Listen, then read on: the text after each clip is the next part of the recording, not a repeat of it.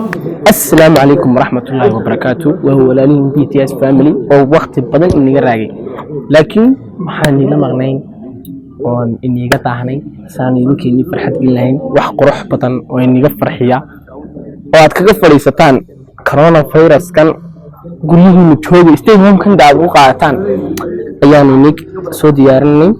هذا ما ديارني للنهاي هذا برنامج كان أوله dadka suuqa joogan ka soo qariyay saan idinku inuu bilaabay idinka aniga jacayl dadka suuqa joogan haddaba jawadaha ay ku haystaan asxaabteedii iyo boorsooyinkooda soo dareeriyay waxa la qabo aniga ka qabarta hani saaxiibkina والله أنا عاوك لما حد لو ما هو من قراءة ولا هذا برنامج كواكن وبرنامج كم حاشة كايسة برنامج كم حاشة كايسة دكو hortaan weeyaan barnaamijku isku soo koobnaa walaalay noo dhiba calaamad mid qof kasta isaga ni sharxay inuu isku soo noqonayno wada dawadayaal safilasaan doorto barnaamijku kuma koobnaanayo anaga waa cid kasta oo sheekayso ku kooban yahay isku barnaamijkiini waxaan leeyahay ku soo dhawaada subscribe noo saara share like comment hoosta noogu reeba wixii sheekada heesana hoosta عليكم ورحمة الله وبركاته. الكلام ده قبل سويت شغلة BTS Family and Vlogs. أرد ساعة صاحبتين ناس شيئين ويان. مشكلة ما حد شيء سا أرد كلكم قبنا كواحدة أما ضد لقرني أو أنا واحد برنامج كان برشيد وفري هاي أدي شيء سا أما كومنتان كسوق بشة أما لايف كسوق بشة أدي أتاجرتان شيء كم بيعيشان واحد نقرب سان كومنتيجا horta markii wadaarka waxaan ka salaamayaa iltirahayga Shahiid Axmed Daahir oo isla leeyahay saaxiib jiro joog noolow oo fiidiyogan qurux badan la soo gaarsiiyay fiidiyo badan bay la soo xiriir doonaa horta maanta aanu in badan asxaabta sheeko weydin haysa laakiin waxaan danayaa sheeko Carabi laakiin doorda wuxuu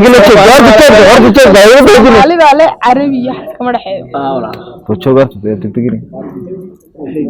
horta sheekadan وادن هيننا لكن واحد جد muuqaal qurux badan leh oo Soomaali laga soo dhigay meen isoo gudbina misaxan kan iyada Carabiga ka sheekay maslaan miyaa saacaduna soo gudbina iyadoo qoraan waa sax saacadtii intii noo joogtay sidaahdeen intii kalena hadii maxay iyada Carabiga doonaysa comment-ka nagu reeb doontaan annaga ayaa iyada Carabiga laba iyo soo toban السلام عليكم أصحابك نقول سعتها وchannel كينا BTS Family